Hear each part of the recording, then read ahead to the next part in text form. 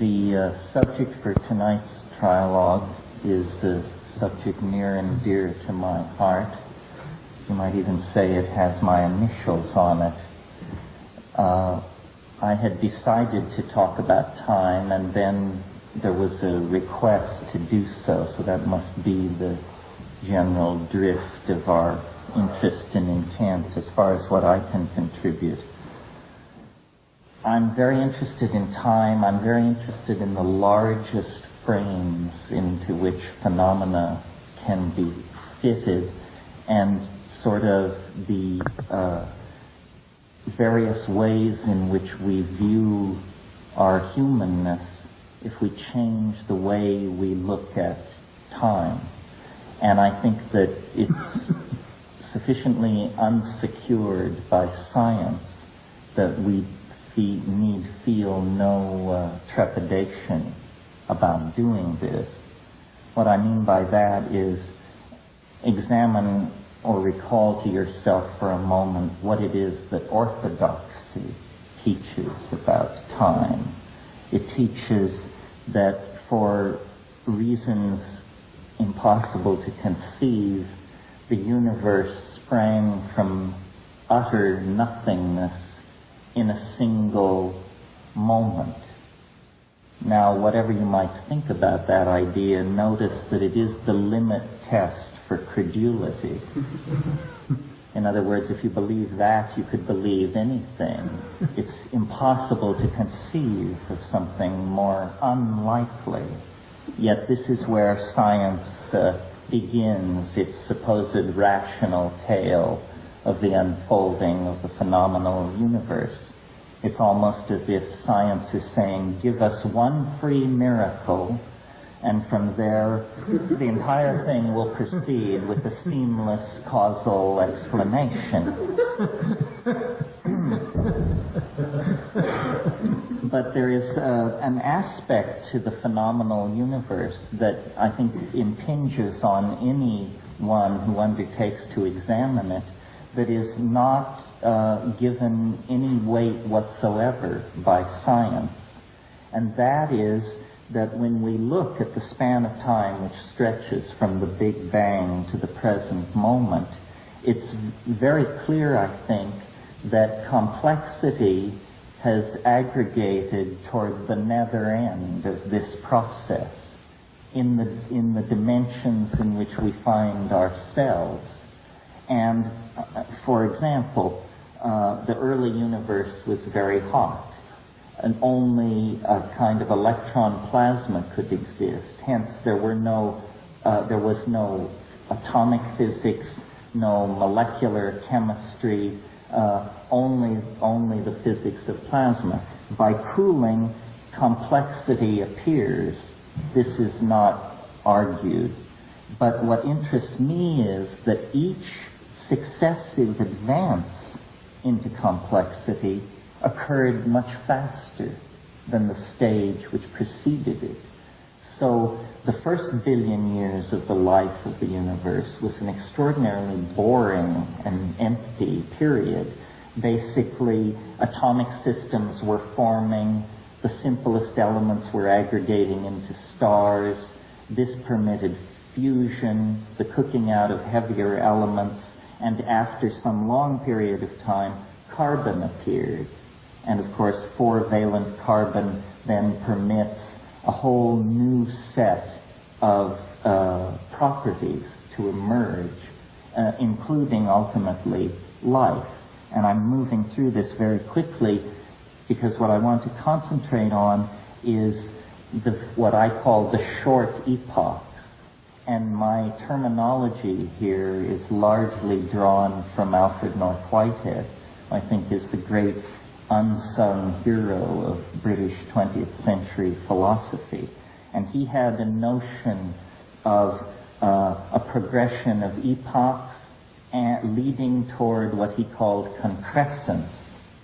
And I've taken this notion of concrescence and attempted to construct a temporal cosmology that literally stands on its head the explanation of science. because I don't believe the universe is pushed outward into substantial existence by the primal explosion. I believe the universe is being pulled and shaped into an ever more complexified and concrescent entity that is in fact a transcendental attractor. Transcendental in the sense of residing in a higher dimension than ordinary space, and transcendental in the feeling tone sense in which we ordinarily use that. Now, this idea is basically just Catholicism with the chrome stripped off, unless, or, Teilhard de Chardin-ism of a certain sort, the idea of the omega point, the idea of a telos attracting and drawing history into itself. But what I'm interested to consider is that most delicate of all questions in prophetic systems of this sort, and that is when. When? Science evades this issue by setting us down somewhere between the Big Bang and the heat death of the universe, imagined millions of years in the future. Science, notice, also completely marginalizes human experience. We are told that we live on a typical planet around a typical star at the edge of a typical galaxy, and that we are animals of a complex type but easily identified to more typical forms. My notion is to take seriously the apparent vectoring in of universal intent on the human world, and keeping away from the pitfalls of religion, to try and talk about why that might be happening. And I think it might be happening for the following reason: that history is actually the shockwave of eschatology, and that this is a concept that we have not sufficiently entertained, but which we are going to be forced to entertain as the planetary crisis created by modernity builds toward some kind of climax. What I mean by that history is the shock wave of eschatology is something like this. If this planet were a planet of hummingbirds, woodchucks, giraffes, and grasslands, then Darwinian mechanics, as modified by molecular biology, would be sufficient to explain what's going on. The fly in the ointment of that simple schema is ourselves. We represent some other order of existence. We, this afternoon, talked about language. My notion is that out of the broad moving stream of animal evolution, a species was selected, fell victim to. The terminology can vary, but a higher animal fell under the influence of an attractor pulling us in the direction of symbolic activity. And this is what we have been involved in through theater, dance, poetry, chant, magic, religion, science, politics, cognitive and symbolic activity. And it's only occupied for all practical purposes outside the dreary world of chipping flint and picking fleas less than 25,000 years. It's a blink of an eye on the cosmic scale. It is the shock wave which precedes eschatology. An analogy would be, think of the undisturbed surface of a pond. If the pond begins to boil, it indicates that some enormous protean form is moving beneath the surface and is about to, in fact, make its presence visible. This is what history is on the surface of nature. It's a boiling anticipation of the emergence of the concrescence, or the transcendental object at the end of time. And it has been anathema to discuss this in secular society, even New Age secularism, because this has always been the province of beastly priests and their hideously hierarchical and constipated religions, so that decent people have tended to turn away from it. But in fact, this is some kind of primary intuition about our circumstance. And the reason it's important is because we now are in a situation of planetary crisis, where you don't have to be an enthusiast for Whiteheadian metaphysics or psilocybin or the more arcane metaphors of Terence McKenna to realize that we are approaching our limits. It's inconceivable to speak of 500 years in the human future. History is a self-consuming process, and all we need do at this point is extrapolate any of a number of curves. Here are some of my favorites. The spread of epidemic sexually transmitted diseases, the proliferation of thermonuclear weapons, the dissolution of the atmospheric ozone, the rise in world population. When these curves are extrapolated, it's very clear that we have taken business as usual off the menu. And I would prefer, rather than imagine that this is a situation driven by the momentum of bad historical decisions, and therefore our responsibility, the wrecking of the planet and so forth, I would rather prefer to believe that what we're witnessing is something like a birth, and that it is built into the laws of physics, what we're witnessing. That we are literally on a collision course with an object that we cannot exactly discern. It lies below the event horizon of rational apprehendability at this point. But the east is streaked with the blush of rosy dawn, for sure.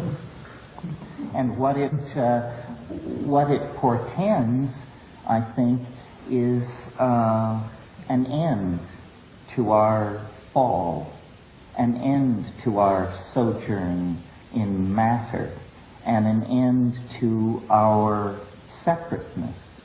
And it lies now so close to us in historical time by virtue of our having collapsed our options in three-dimensional space, that you need only close your eyes, have a dream, take a shamanic hallucinogen, practice yoga, and there you will see it.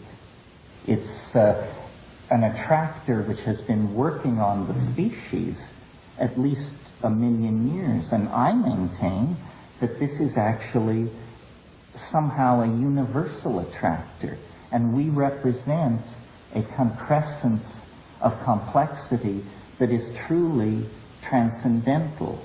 You know, James Joyce said, if you want to be phoenixed, you've got to be parked. Up in the Yent prospector, you sprout all your worth and woof your wings. He said the end is nearer than you might wish to be congealed.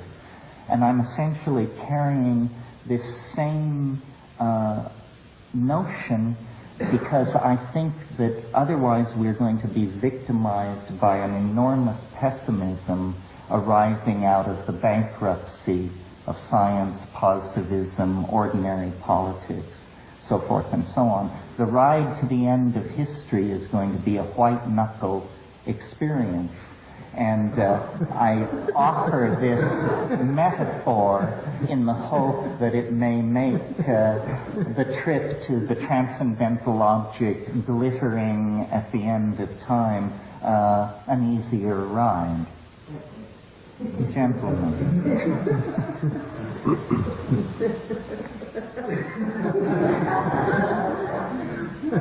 Well, yes, let me fill in the footnotes. It refers to the last things, the final things, the eschaton. The eschaton is a kind of neutral way of saying what some people call the Buddha Maitreya, what some people call the flying saucer at the end of history, the second coming. It's the last thing, the eschaton, and I see it as a kind of, what I think is happening is that all boundaries are dissolving, and the boundaries between men and women, between society and nature, and ultimately the boundaries between life and death.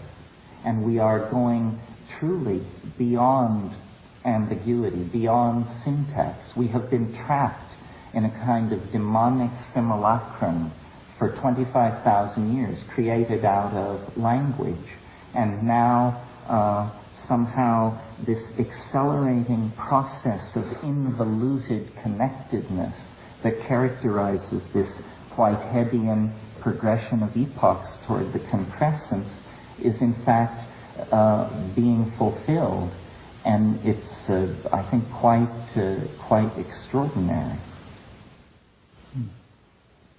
Well, this, I think, Terence, it sounds a little more optimistic than I've heard you before. If I'm not mistaken, that although in this model you accepted the one miracle of science, the Big Bang fantasy, for your creation myth, and then you reflected it into a similar event coming in the near future, about which you're concerned with the when, but I think you spared us and didn't mention the date this time.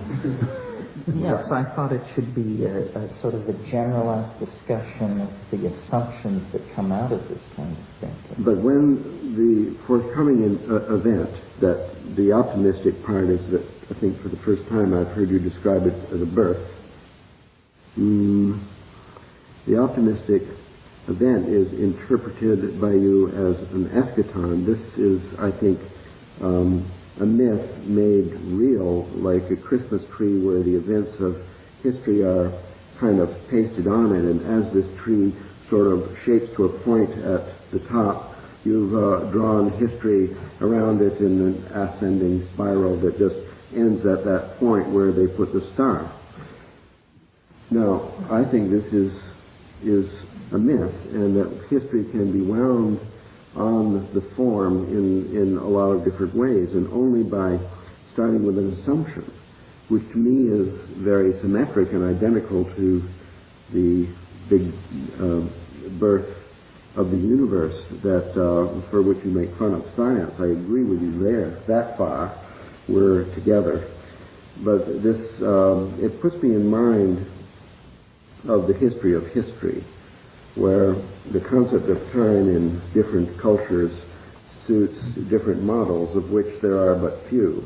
There's the bang-to-bang model, which you share with Teilhard de Chardin. There's the infinite linear progress model, which is pretty much discredited now by everyone. There's the reflection model, where a cycle is completed and then repeats at the beginning, and 4 more epochs, or 5 or 10, in a cycle of epochs which might be never-ending. There's the Kurt Gödel model, in which time goes forward and closes on itself without reflection by going around a torus and coming back. Many ancient societies shared this one, where it was understood that this is something like your theory of the homing pigeon, that every action we are doing today will be repeated again another day. I think also that these different models for history, which are essentially mythical structures, that is, no pseudo-scientific evidence could be given to distinguish one from another. They start on the basis of belief, and then it is thought that what follows from this particular belief of a certain model of history is the actual evolution of that culture into some shape which is to a degree determined by the model and which has been analyzed in the different cultures, comparing the different evolutions of the culture with the creation myth and model for historical time in each one. Eric Vogelin, for example. Then it's also thought that, well, now that we have archaeology, cultural history, and so on, we know this much. We know there's different models of time historically, that they fit into a certain pattern, and by and large it's thought that they give guidance to the evolution of that culture itself. In other words, if it's not true that tomorrow is already determined and we just have to do a good job to follow our dream, if it's possible that what we do think or say affects the future, then it's important which historical model we choose, because the myth itself guides action, determines evolution, at least influences to a degree the outcome. I'm not saying that belief in an eschaton guarantees an eschaton, because I don't think the influence of our belief is that seriously important. I don't see, though, even accepting the Christmas tree and the point with the star, I don't see why it would be a birth or a death or anything other than a simple cultural transformation, which is more or less timed by, presaged by, announced by the shockwave at the end of, well, this epoch. Why not just a simple social transformation like the Renaissance? Well, because the planet can't bring forth further societies. We've come to the end of our road in Newtonian space.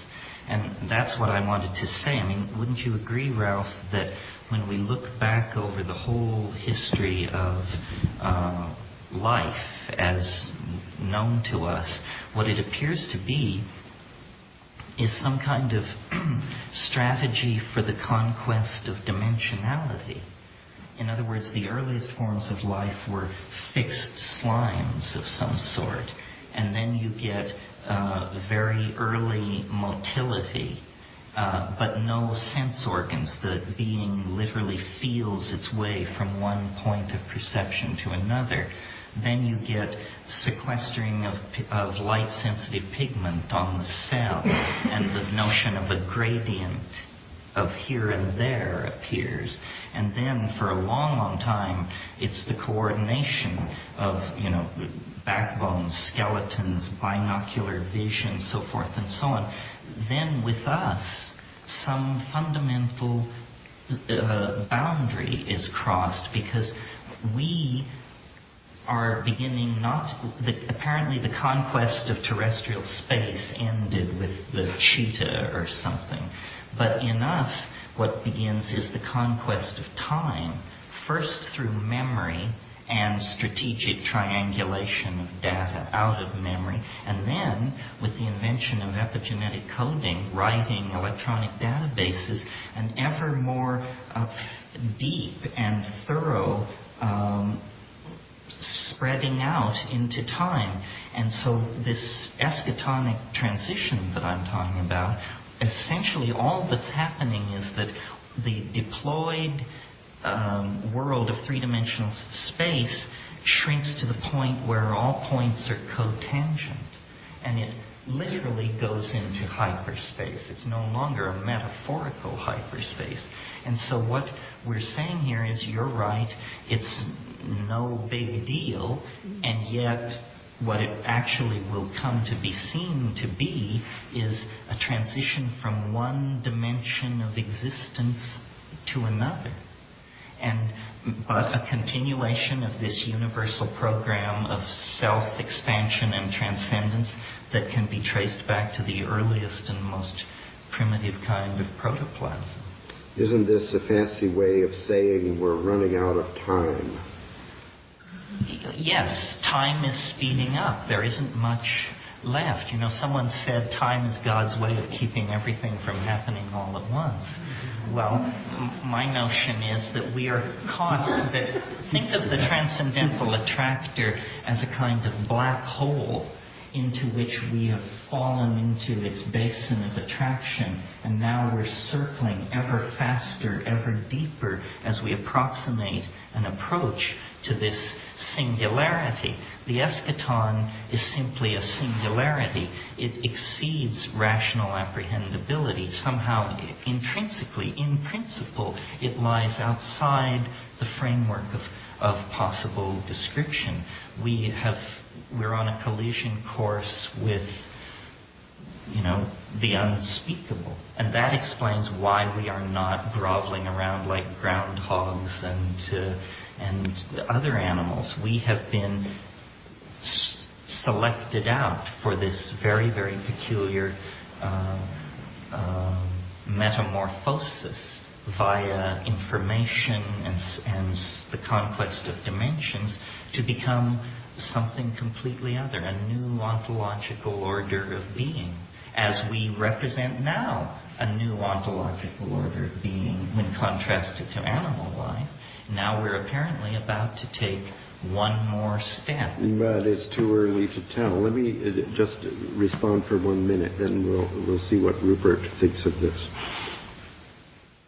I'm afraid I'm basically so pessimistic I can't really dispute this or go on. Nevertheless, for the sake of theory, let me say that this pessimism is just a matter of faith, because using these historical arguments and timings you've just described, we have sort of mixed here together the good and the bad. Everything is accelerating. On the one hand, we have the population explosion itself, the destruction of the biosphere, and so on. The complexity, the rate, the seriousness of all this, the irreversibility, the finality, the eschatology of this is, as a matter of fact, climaxing. Meanwhile, we have language, as you say, if it's 25,000 year old or 60,000 or even at most 100,000, as some people think. That is really recent on the time scale we're talking about. And then we have such things as agriculture and the urban revolution, and now we have automobiles and airplanes and computer. You spoke about memory. Computer memory has somehow increased our intelligence by an enormous amount. So on the good side, we have all this increase in the complexity and the fractal dimension of life is more or less to our benefit. So we have, as it were, a race between two processes, both of which growing faster exponentially. But we don't know for sure which one is growing more. And furthermore, the possibility of a miracle can't be ruled out due to the fact that we wouldn't even have got this far without a series of miracles. For example, the miraculous appearance of oxygen in the atmosphere. Well, so if there is a race, it's a subtle matter, I think, the way in which the myth of the eschaton could intervene in this race between the two accelerating processes. That's all I wanted to say. What do you think, Ruth? Well, I think, I agree with you. This is a cultural pattern. The Judeo-Christian tradition takes further tendencies already there in early civilizations. A sense of movement towards some end. Apocalyptic prophecy, the last book of the Bible, the book of the Apocalypse, speaks of things not unlike those that Terence does. It's very similar. And as he's well aware, this apocalyptic nature of his thinking is a transform of a vision which appears in Christianity and in Jewish messianic and apocalyptic literature. So the question is, to what extent is the pattern of acceleration we see in our culture a product of the fact our culture is based on this myth of history? Or to what extent do these visions reflect some true perception of a cosmic process, something far beyond history? That's not easy to decide, because although there's a self-fulfilling prophecy built into these cultural patterns, we're now seeing these dreams coming true in many ways, these things that have led to emphasizing novelty, innovation, change, moving faster and faster. These are both prophesied and believed in and coming true and makes it easier to believe in them and so on. It's all self-fulfilling. But we've now spread it to the rest of the world, so it seems pretty global. Does it go beyond this? For me, this is the big question. Is there a real, in this prophetic vision, a real influence of something beyond humanity, beyond history, which Terence thinks there is, namely the transcendental object, the attractor, or, as Teilhard de Chardin would put it, the omega point? Or is there not? And if there is, how limited is it in its range of application? Are we talking, as Terence sometimes seems to be, about something just happening on Earth? I mean, I have the same problem with Christian apocalyptic speculation. Teilhard de Chardin, for example, he talks of the noosphere around the Earth and this growing emergence of consciousness here. Is he talking about the transformation of this planet and of humanity? Or is he talking of the transformation of the entire universe? And you have the same ambiguity in the New Testament, when St. Paul writes, the whole creation groaneth in travail. The idea of the whole universe groaning in travail for the coming of a new birth, of a new age. So this is the real question I have to Terence tonight, is how provincial is this vision? Are we talking about the future of human culture on this planet? Or are we talking about the future of the solar system, the galaxy, or even the entire cosmos? Because if we're talking about this planet, a lot of these accelerating changes, graphs, extrapolations look pretty plausible. If we're talking about the solar system or the galaxy, I don't think astronomers in the last few years or decades have suddenly noticed curves rushing off to some extreme point where we can expect stars all over the galaxy to turn into supernovae, planets all over the solar system to collapse, crumble, or otherwise undergo dramatic alteration. The history that we're so preoccupied with here on Earth, human history and the effects of human activities, doesn't, as far as we know, seem to be mirrored in changes going on anywhere else in the solar system, the galaxy, or the cosmos. So just the question really is, how limited is this vision? I mean, are we just talking about the destiny of a small planet which has come under the for some reason under some planetary attractor? Whether it's human-made or human-making, we can leave aside for the moment. And what's your view on that? Well, I've thought a lot about it. It's a difficult question. If we extend the search for a universal crisis beyond the Earth, the only evidence that has been offered by anybody is there is some kind of problem between nuclear theory, which has been very well established for 40 years, and the neutrino output of the sun. And in trying to account for this, your choice is either that nuclear theory requires serious modification, which doesn't seem likely since it's worked in all other cases up till now, or there is in fact something wrong with our star. Searching for pathology beyond the solar system in the cosmic environment is, I think, outside the present reach of our technical ability. I tend to think, though the time waves that I've elaborated can be extended back into the pre-biological domain, I tend to think that this is a phenomenon of biology that I'm talking about, and that it is just one small planet, and that biology is a process of conquering dimensions, which once it starts, as a primal slime, it accelerates and it bootstraps itself to higher and higher levels at tighter and tighter turns of the spiral, and that we are now in the process of seeing it essentially exhaust and abandon the planet and carry itself into this other dimension. So it's a phenomenon of biology. That's why all these metaphors of Gaia and Gaian interaction seem cogent to me. But the whole point about biology is that the earliest forms of life came with plants are related to the light of the sun. And the whole of biology, the whole of the plant kingdom, the whole of the transformation of the atmosphere of the planet is dependent not on merely terrestrial events, but on our relation to the sun and the wider cosmic environment, since the elements of carbon and so on are produced by the dust of supernovae, of exploding stars. So biology on Earth is rooted in a much larger ecology. And so first of all, I don't think the evolution of life on Earth can be regarded as merely terrestrial or merely biological in that sense.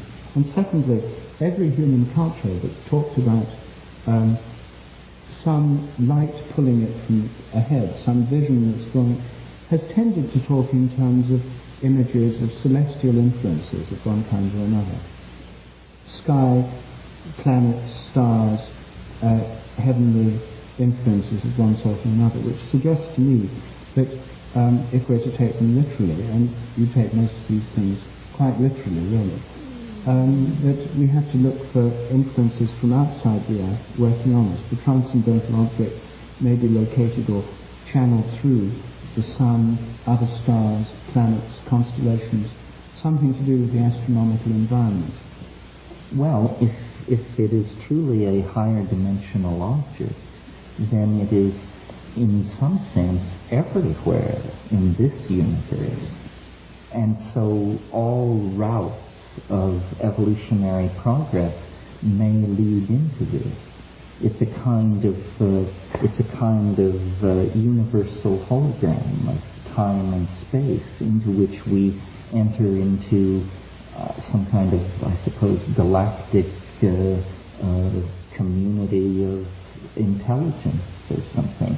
In other words, biology, if I understand what you were implying in the early part of your statement, I agree, yes, that spores or viruses or bacterium probably percolate and permeate through the physical universe.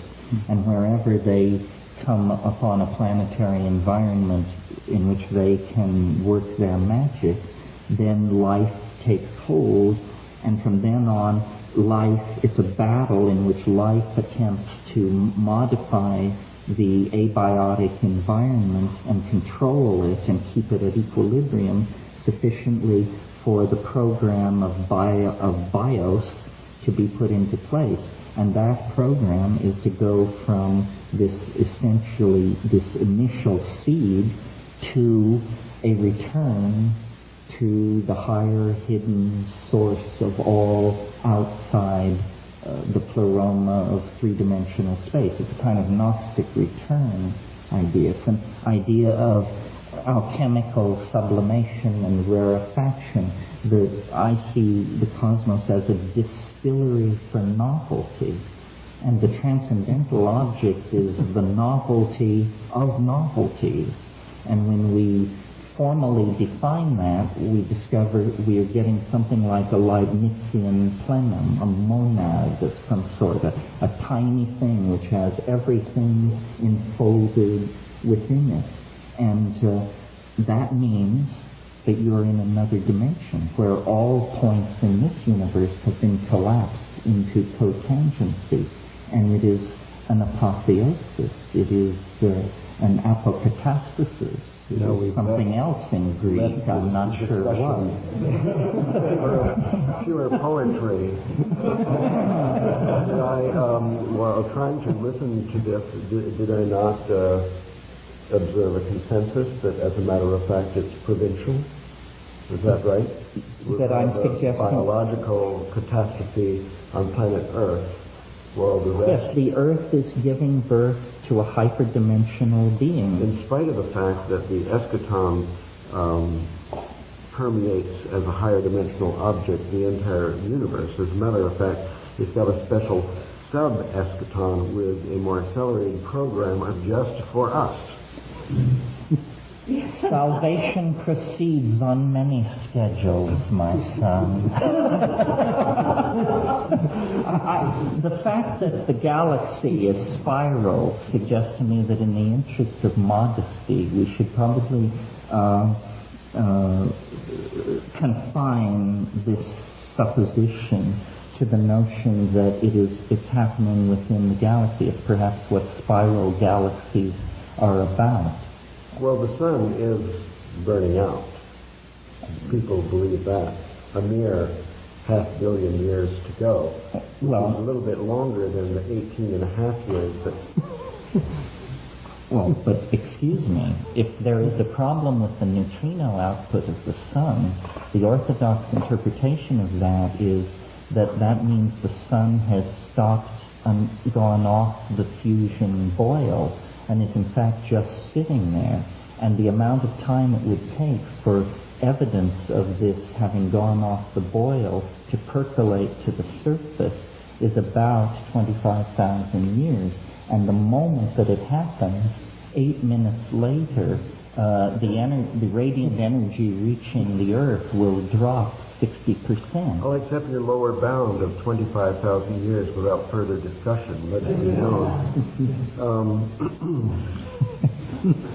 Just to shock you, let me take a position much more pessimistic than yours. There have been several close calls lately with comets. And some people, William Whiston, for example, or Emmanuel Velikovsky, felt that the beginning of our planet, the Big Bang, as a matter of fact, was a collision with a comet. And in the last couple of years, there have been several close calls. In fact, the closest call in history is only 3 or 4 years back. It seems to me, especially after a good look at the sun with or without glasses, that it's quite likely we would get hit by a comet, and even pretty soon, sooner than 25,000 years, maybe sooner than 18.5 years. Now suppose that this happened, and then we had an extinction such as we saw 65 million years back when Jurassic Park vanished into the ocean. Then all of this biological miracle, accelerating to its own omega point anyway, according to a schedule with exponential condensation to the concrescence of the eschaton and the shock wave from the transcendental object at the end of time would be rendered totally insignificant because the cause came by a car crash on the highway of the solar system, totally independent of the progress of biology on planet Earth. No, you don't get it. It's entirely possible. I didn't want to bring it up because it's a little Halloweenish, but it's entirely possible that the transcendental object at the end of time is nothing more than a 5-kilometer wide carbonaceous chondritic asteroid that in a single moment will stand us all at the gates of paradise. And that is what it means to destroy my argument by appropriating it. Didn't I say that the dissolving of boundaries would eventually mean the dissolving of the boundaries between life and death itself? Well, why then, if the eschaton is a comet rapidly approaching New York City, why is it necessary to have this increase of complexity, the population explosion, the destruction of the ozone layer? Well, it's very interesting. Did you know that immediately preceding, by immediately preceding, I mean in the million years preceding the impact that killed the dinosaurs, some enormous extinction was underway, that they can't figure it out. It's like the Earth knew, or something like that. There was an extinction underway when that cometary impact hit. And so what I'm suggesting, Ralph, is that biology knows. This is back to this morning's discussion about the homing pigeons. Biology has a complete 4-dimensional, 5-dimensional map of the planet's history. What the hell? The comet's on the way. Let's get it on. The planet says the comet's on the way. Let's get these monkeys moving toward the production of sufficient complexity that when this impact event occurs, it will have a transcendental rather than simply an opportunity to escape into another dimension. Yes.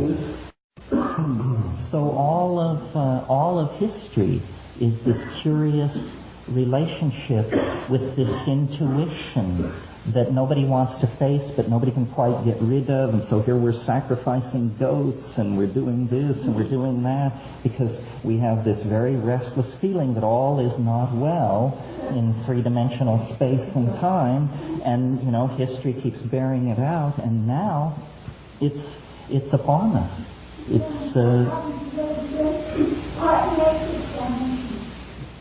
who don't quite make the extinct of the moment?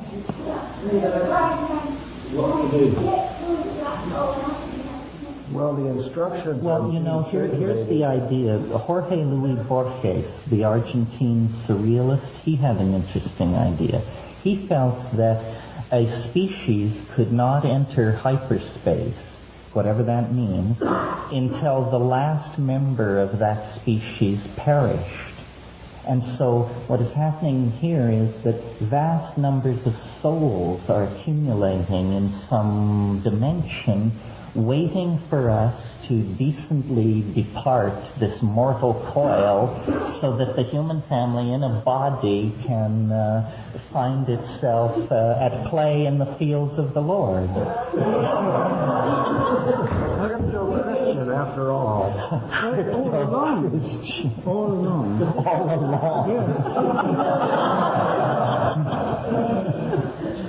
But what I want to do to think this through a bit further, given that there'll be this, we used to think that this great transformation of humanity, a kind of collective near-death experience, except it would be an actual death experience, would be brought about by a nuclear cataclysm. Well, although the bombs are still there, that model's gone out of fashion for some reason. I mean, it could easily come back. But currently, we're now more into ecological. I mean, your list, apart from nuclear proliferation, had the ecological apocalypses. Anyway, we've got all these models. Let's assume that it happens, that this happens, there's this sudden transformation of humanity and dogs and cats and everything else into this new, they're taken up into the transcendental attractor. Now, what effect does this have on the rest of the universe? That's my question. I mean, leave aside the details on that. Well, I think it's not an answerable question, but it is in fact what we will then set out to understand.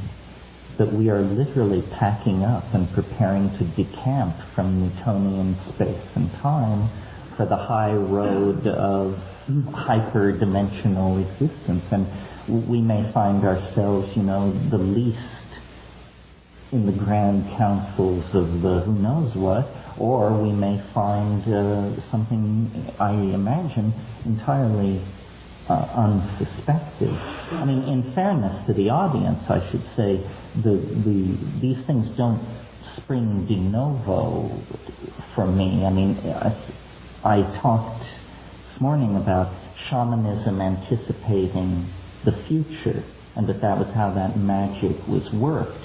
Well, if you pursue these psychedelic shamanic plants, there is inevitably this conclusion scenario or this apocalyptic intuition, and I think that shamans have always seen the end, that the human enterprise in three-dimensional space has always been finite. And in the same way that ontogeny recapitulates phylogeny as we look back into the past, it seems reasonable then to assume that death, which we have spent 1,000 years turning into a materialist vacuum, is in fact not that at all, and that there is an enormous mystery that hovers over our existence, and that it is only unraveled beyond the grave. And I would never in my life have thought that I would have been pushed to this kind of a position. I mean, I spent the first half of my life getting away from this, but the evidence of these shamanic hallucinogens is in fact that shamans have always done what they do via ancestor magic and higher dimensional perception, and that death is not what naive positivism in the last 500 years has attempted to say that it is. And I realize that it's incredible to suppose that here at the apex of materialist, positivist, scientific civilization, we're going to make an orthogonal turn into an understanding of what lies beyond the grave. But in fact, I think this is probably the paradigm-shattering, world-condensing event that is bearing down on us. Conversion in progress. All right. Well, given all that, I want to know whether this has happened somewhere else. Because if it could happen on our planet, change the entire conditions of dimensionality throughout the galaxy, or let us perhaps the cosmos, what makes you think that our planet's the first? No, I don't think that. Well, if it's happened elsewhere, what effects will it have elsewhere in the galaxy, on planets elsewhere in the galaxy? What effect do you expect it to have had on us already? Well, it seems to be the content of it when you explore it, when you explore the adumbrations of the transcendental object, and you see all this transhuman alien data. That is essentially what it has become in its past history. It wears upon itself the imprint of, because see, all life is finding its way back to some kind of source that is in a higher plane. And that's why it has this alien presentation, because it has maybe 1,000 civilizations poured into it, or 10,000, or 50 million. Who can know? The universe is old already. But it is, it pervades the universe like a gas in a higher dimensional space. What I can't work out there is whether we're talking here about some planetary virus that gets hold of civilization after civilization, or planet after planet, and causes them to auto-destruct in this particular way.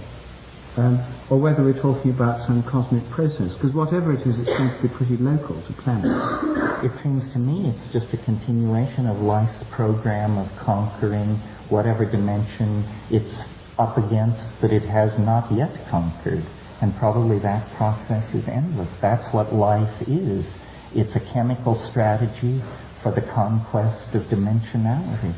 And it carries out this program come hell or high water. Just like striking a match. Biology comes to a planet, and then the flame leaps up, and then pretty soon it burns out through the exhaustion of resources and the arrival of the shock wave of the eschaton for that particular planet. Biology there is extinguished once again. And what is left in the ashes is the alchemical lapis, the Sophic hydrolith, the one thing. Right?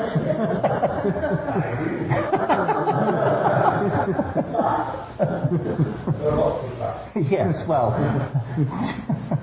I wouldn't expect you to buy into it whole hog, but it's interesting because it provides a way of imaging what is happening that doesn't fall to some of the dualisms that haunt either a reductionist view or an out-and-out, gung-ho, no questions asked, religious conversion view. And let me say one more thing while we're on this subject, because it shouldn't be left unsaid. There are orthodox cosmologies that support my contention of the possibility of a universal collapse. Hans Altven of the Swedish Academy of Sciences has suggested that the universe is what's called a vacuum fluctuation. Now, a vacuum fluctuation is a situation where it happens in quantum mechanics, where a group of particles and antiparticles spring into existence and then annihilate each other. And because parity is conserved, this creation ex nihilo of matter is allowed by quantum physics. But an interesting aspect of these vacuum fluctuations is that quantum theory sets no upper limit on their theoretical size. It merely says that the larger they are, the more improbable they are. Well, the universe itself could be a vacuum fluctuation of some 10 high 68 particles which sprang into being completely according and allowed by quantum physics separated into higher dimensional space and are in fact eventually at some point in the future going to reconnect and conserve parity. And Alphen says that in this kind of a higher dimensional collision, all points in both systems would appear to an observer to become cotangent instantly. And what that would mean is, he's saying that the material universe potentially could disappear in a single moment across megaparsecs of space and time, and all that would be left, Alphen says then, is light. Because light does not have an antiparticle. It is different. It is the exception. And no one knows what the physics of light, a universe made only of light, would be like. And I suggest to you that the many myths and intuitions that link light to the process of spiritual advancement and talk about the generation of the light body and so forth may anticipate something like this. So even within the toolbox of ordinary quantum astrophysics, there are ways of tinker-toying the syntactical bits together to produce incredibly optimistic, transcendental, and psychedelic scenarios. There's no way to personally leap into the dimensions of hyperspace in the birth event of the eschaton, not in quantum physics, I suppose. We're talking about a different kind of thing. What about the timetable, Terence? So far it seems like your idea is pretty similar to Teilhard de Chardin, and except you said he didn't give us a timetable. So assuming we have sunshine for 25,000 years, you mean when do I think it will occur? Yeah. Well, it's sort of weird to talk about that because it rests on a formal argument where you have to look at a lot of historical data. What I did was I produced curves that I felt were reflective of the ebb and flow of novelty in time. Then by fitting these curves to historical data, and granted, history is not a quantified entity, but nevertheless, there are certain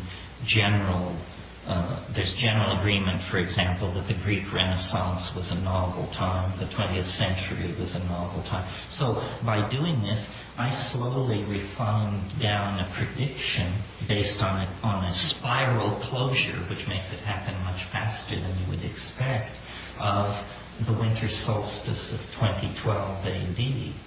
After I had made that calculation, I discovered to my amazement that the Mayan civilization had a very complex cyclical and recursive calendar, and it too indicated that same date. I think if you take these World Bank, United Nations strict, objective data curves and put in the fudge factor of the unexpected, it seems pretty reasonable to suppose that at least there is a nexus of prophetistic intensity of some sort that has caused a number of traditions for some reason to get focused on the late months of 2012 AD. When I attempted to understand objectively what could be going on there, using computer simulations of the star fields, a program called Voyager that lets you see any place in the solar system 10,000 years in the past or 10,000 years in the future, it turns out that there is something unique about this December 21st, 2012 solstice. It's a solstice which will occur at the heliacal rising of the galaxy. What that means is once every 26,000 years in the precession of the great year, there will be a winter solstice sunrise that catches 28 degrees Sagittarius on the plane of the galactic ecliptic. What does that mean? Who knows? Certainly not me.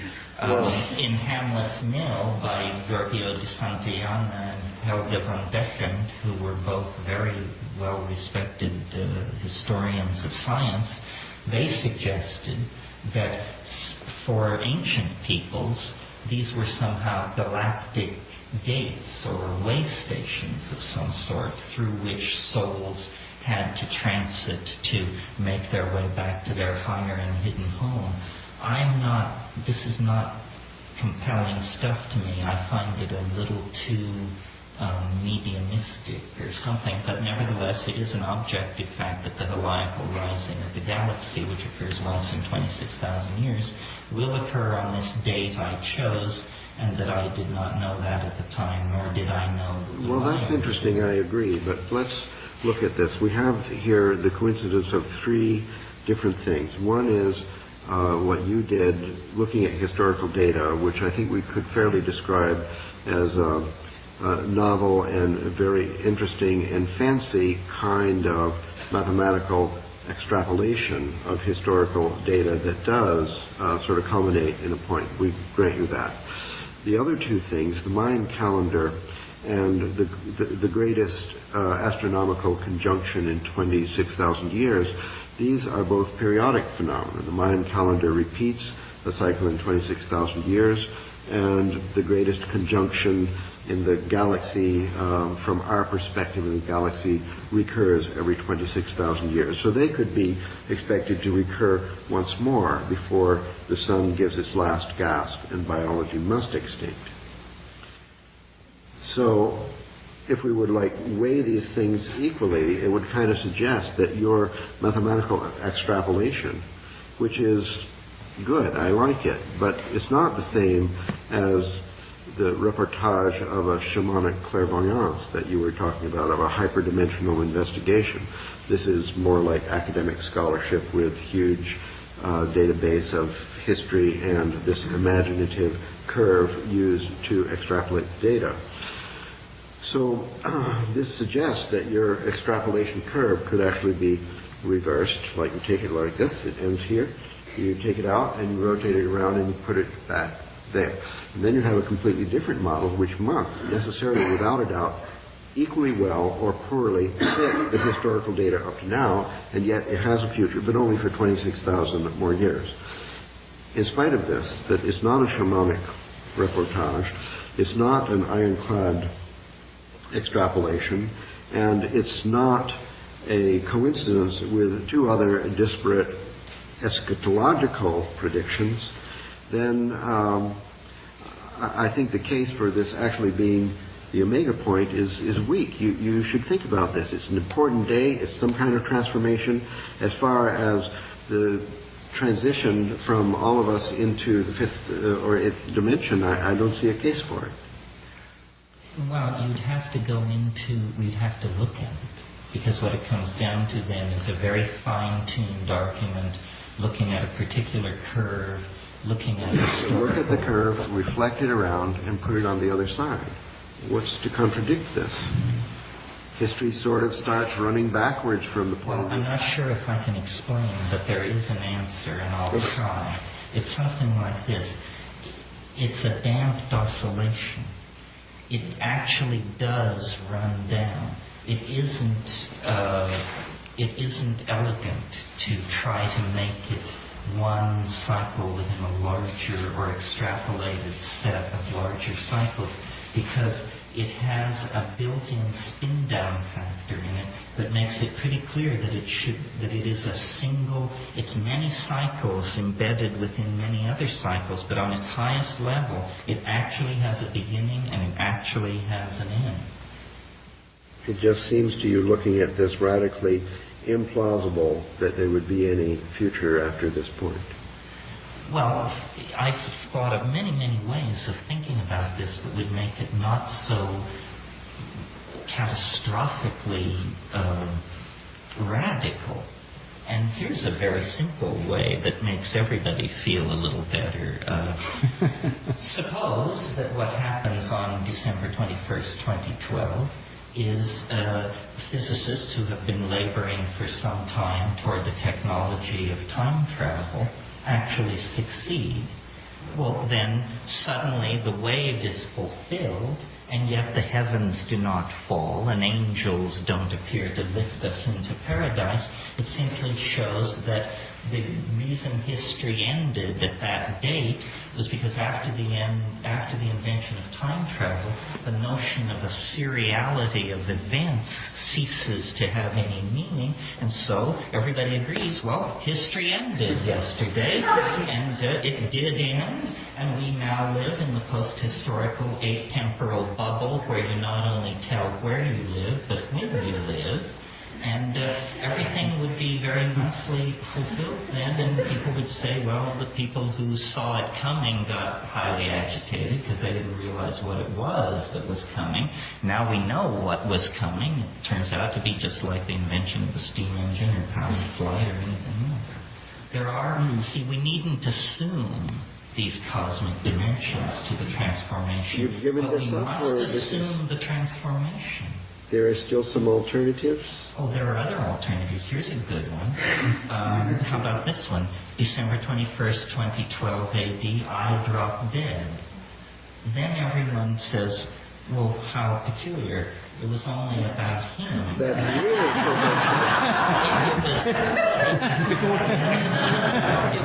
It was just we were all swept along for 45 years in some bizarre mathematical hallucination that this very glib Irishman was able to foist on, and it's totally fulfilled, and yet again the heavens don't fall nor the oceans boil. So, but I'm telling you, Ralph, there's something out there. There's something out there. And I'll know it when I see it. And I expect you at my elbow.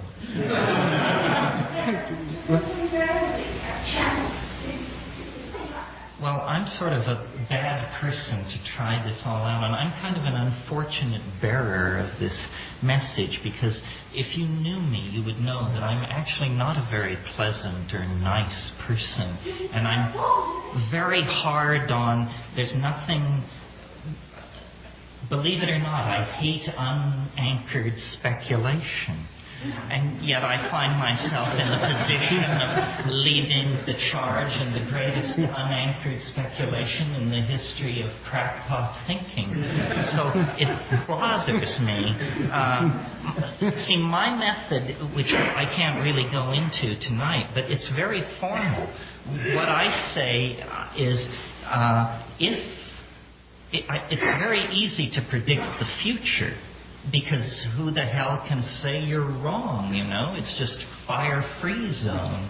Predicting the past, on the other hand, is very, very difficult because it's happened. So if you're wrong, everyone will know. So what I have done is make a career out of predicting the past with a wave which proceeds right past the present moment into the future. And my argument to my skeptics is, my wave has correctly predicted any past moment that you can conceive of. Therefore, there is a certain intellectual obligation to at least take seriously the contention that it predicts the part of history that has not yet undergone the formality of actually occurring, as Whitehead would say. And if under different circumstances, I would demonstrate this wave, because it gets down to a very, very finely grained argument about the vicissitudes of history and where the great changes lie. And without that, it's a sort of arm waving at this point. Terence, I've just got one final question I want to ask you about this, which is that other people who tell us the end is at hand, as in placards, the end is at hand, prepare to meet thy doom, right, suggest that this requires some kind of special moral preparation on our part. Now, does yours come willy-nilly, no need to get ready for it in any particular way? Would you recommend some special kind of preparation?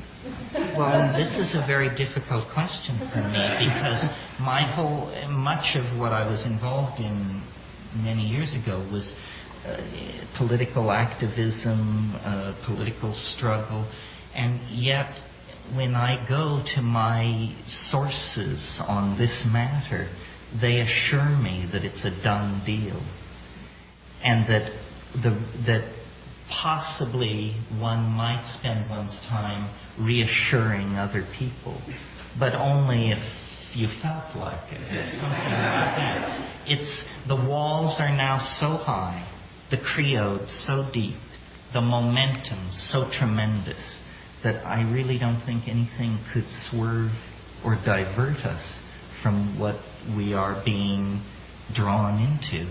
I wasn't thinking in terms of more recycling and so on. I was thinking in terms of moral preparation, or conscious preparation. Well, conscious preparation, I think people should drive out and take a look at the eschaton at the end of the road of history. And what that means is psychedelic self-experimentation. I don't know of any other way to do it. But if you drive out to the end of the road and take a look at the eschaton and kick the tires and so forth, then you will be able to come back here and take your place in this society and be a source of moral support and exemplary behavior for other people. Because I think that as we approach the eschaton, remember I called history its shockwave, literally the Q forces, as engineers call them, the vibrational forces that will rip the wings off an airplane as it approaches hypersonic speed. History is good. That's what I meant when I said it will be a white-knuckle ride. There is an outlandish amount of vibration in the next 19 years. It's going to look good, then bad, then worse, then good, then bad. And if you haven't driven out to the end of the road and taken a look at what's waiting, it'll just drive you nuts what the next 20 years are going to be like. Because all the resonances of all past time are now in the close packing phase as the thing is squeezed down and the contradictions are rubbing up against each other. Boundaries are dissolving all around us. The Soviet Union, gone.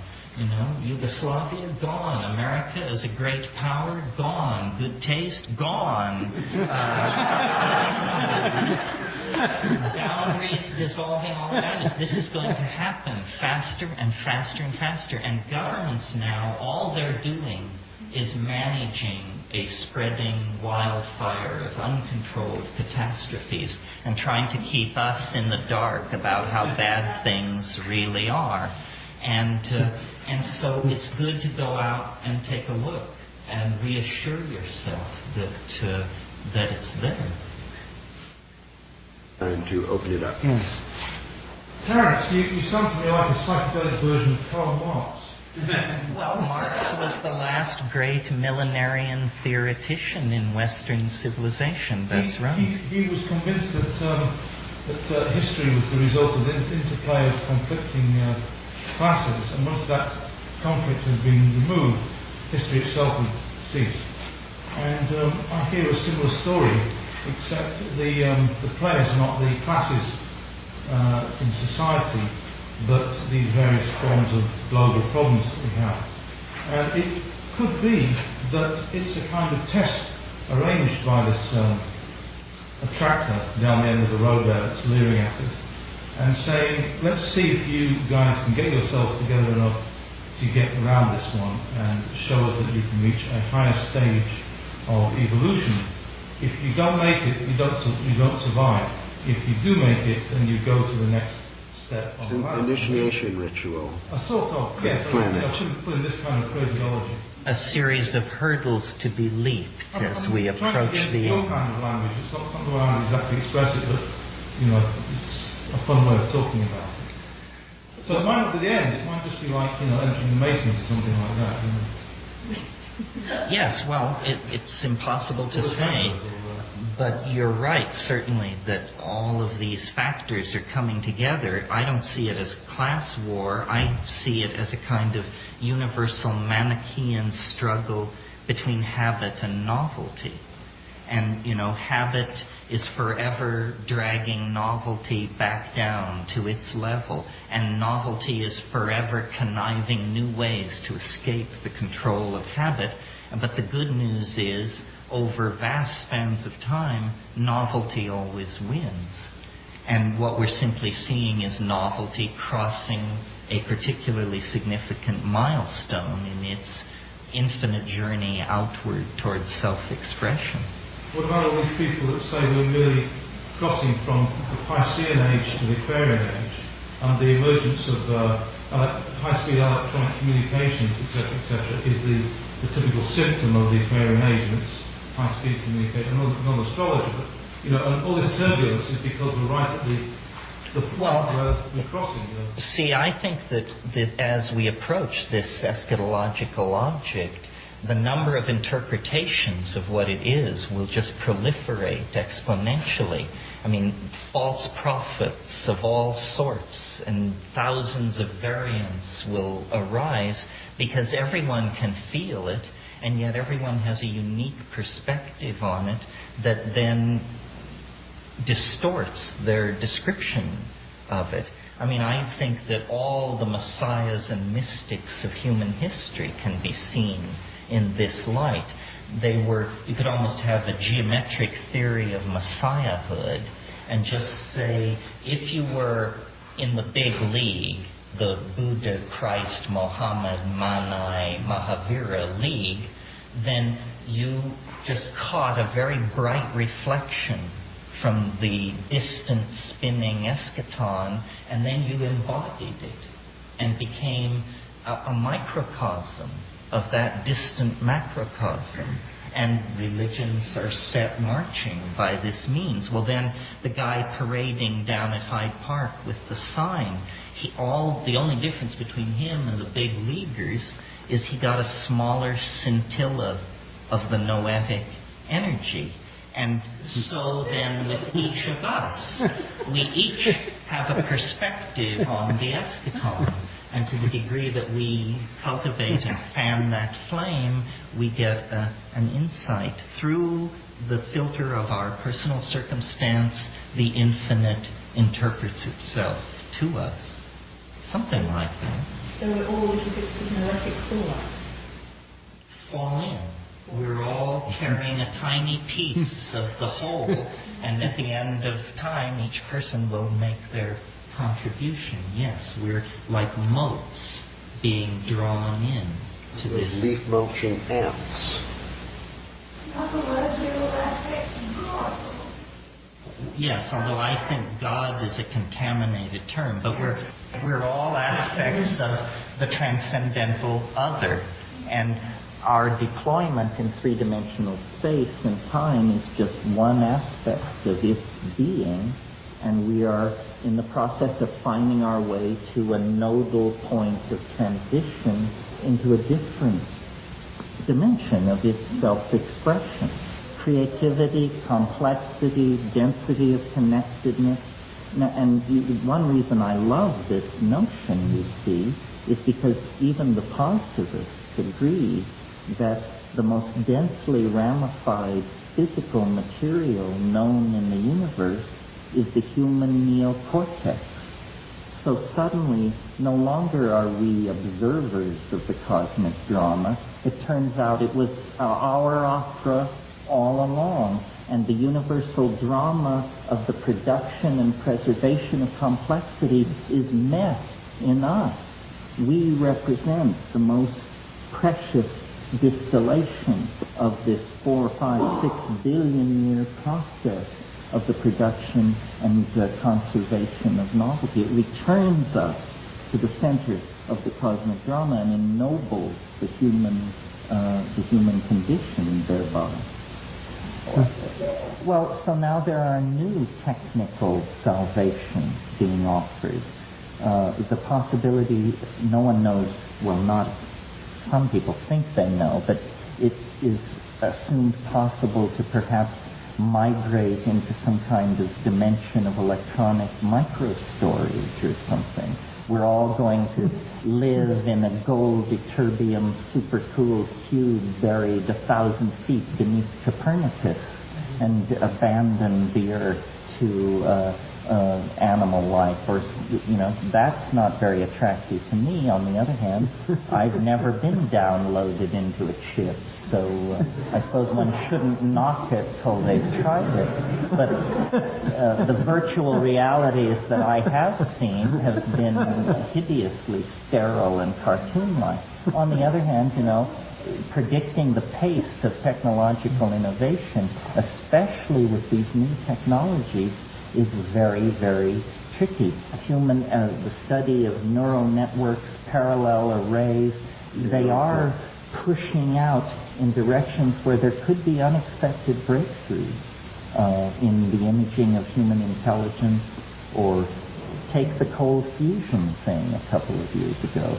It turned out not to be so, but for a moment, the whole thing hung in the balance there, you see. There could be more of this kind of thing.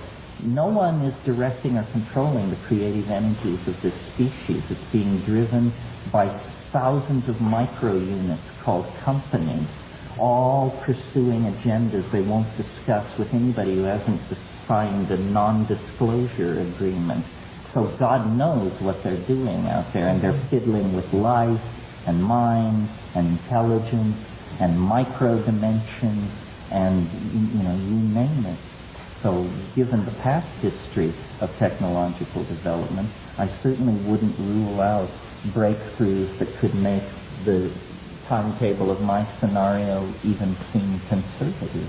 Even less than a miracle could, as a matter of fact, sort of turn it around, push it to a new phase, like cold fusion. Yes, or superconducting thinking machines, or any of a number of things. It's the future we're living in. Hollywood creates it, and we have to swallow it until something better comes along, or until we get sick enough of that system to do something about it. The design process of human civilization has been left to Bauhaus brats with their eye on their checkbook. That has created this international airport style of human coral reef that is absolutely abiotic and toxic. So art, I think here in the final moments of human history, we should push the art pedal to the floor and attempt to pour as much beauty into the human design process as we possibly can. Too long have we wandered from the notion that the good, the true, and the beautiful are somehow inextricably linked, and modernity teaches otherwise, but modernity has failed. Well, a revivified shamanism, which would be the culmination of this program of art that I'm suggesting. Essentially, on one level, shamanism is the art of gaining a familiarity with death. And this is what we must do, I think, because we've become so alienated from it.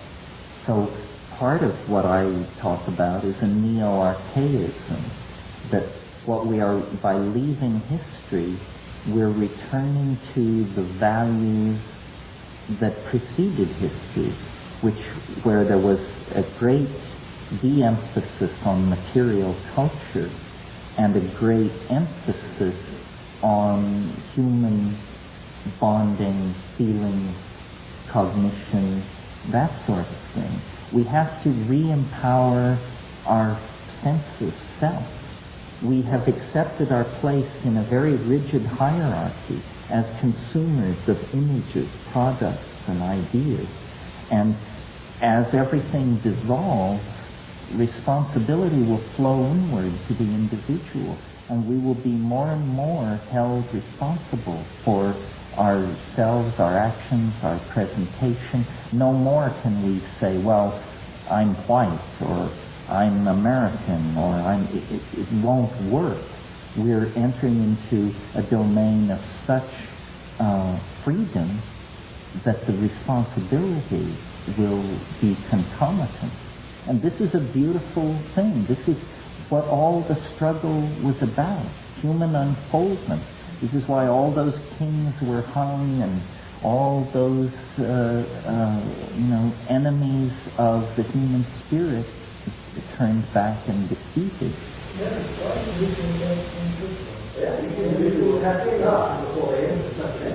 So each individual must die to be reborn to the collectivity.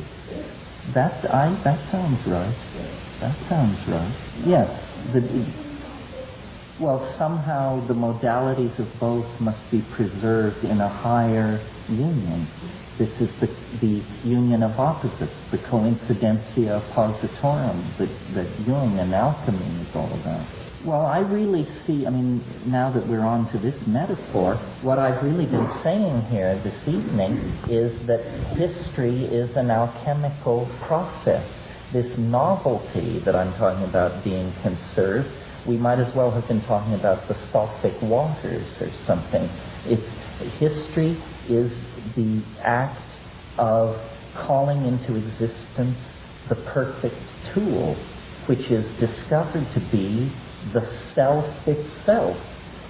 In a sense, what history is a process of turning ourselves inside out, so that the soul becomes visibly manifest in three-dimensional space, and the body becomes an object freely commanded in the imagination. The patristic father Justinian taught that the resurrection body would be spherical, just to the joy of heathen controversialists, I might add, because it made him so open to attack. But it's an incredibly modern anticipation of ourselves going into a kind of quasi-union with our technology. What is it Yeats says in Sailing to Byzantium?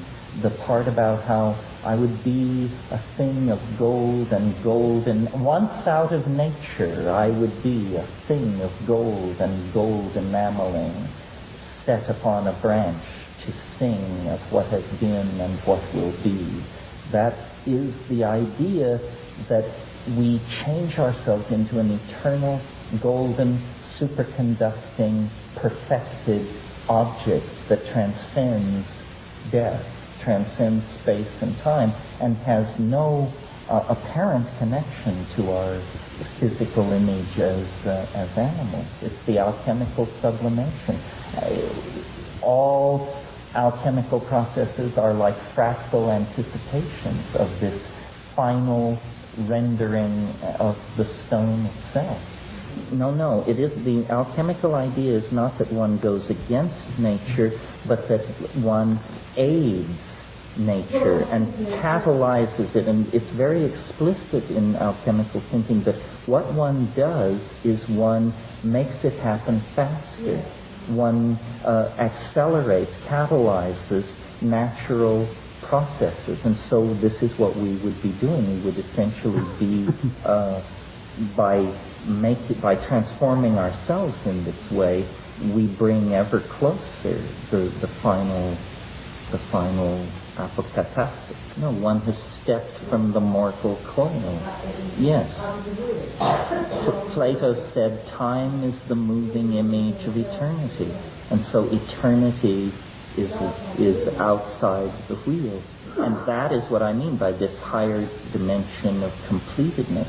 It is eternity, and all time rests within it. Well, if it happens in the individual, then it's a property of the species.